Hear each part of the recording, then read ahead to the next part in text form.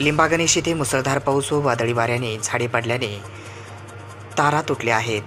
यामुळे विद्युत पुरवठा खंडित झाला होता.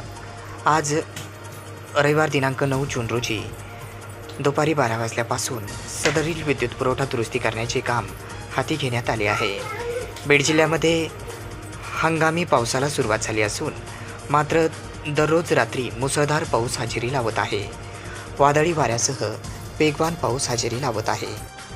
प्रशासनाकडून देखील बीड जिल्ह्यासाठी येलो अलर्ट जारी करण्यात आला आहे.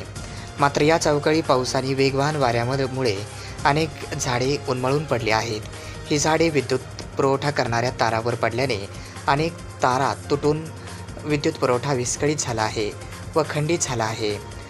मात्र आज झालेला हा विद्युत पुरवठा सुरळीत करण्याचे काम महावितरणच्या वतीने आज रविवार दिनांक 9 जून रोजी करण्यात आले आहे.